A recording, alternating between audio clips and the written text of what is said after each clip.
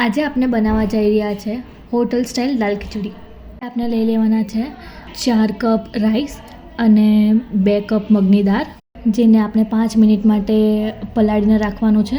એક કુકરમાં આપણે 2 ચમચી તેલ લેશું, ઘી લેશું, ત્યાર પછી જીરું નાખશું, લસણ આદુની પેસ્ટ,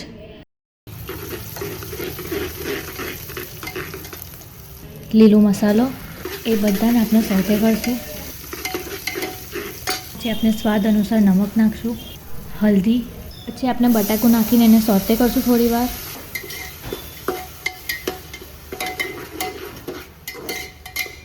ત્યાર પછી આપણે વટાણા નાખશું. વટાણા નાખીને આપણે થોડી વાર એને સોતે થવા દેશું.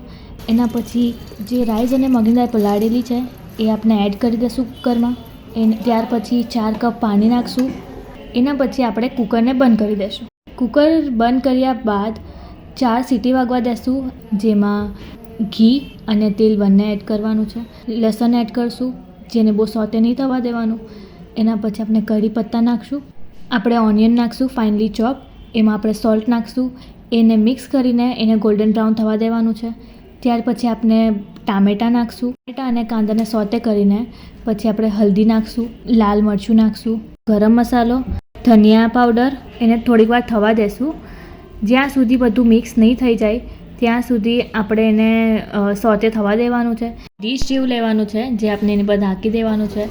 ત્યાર પછી એને બરાબર એકદમ બોઇલ થવા દેવાનું છે. એકદમ ગ્રેવી જેવું થઈ જવું જોઈએ.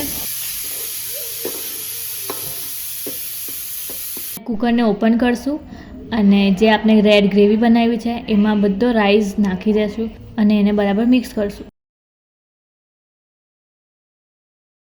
ત્યાર પછી આપણે તડકો આળશું, જેમાં આપણે ઘી અને તેલ બંને લેશું.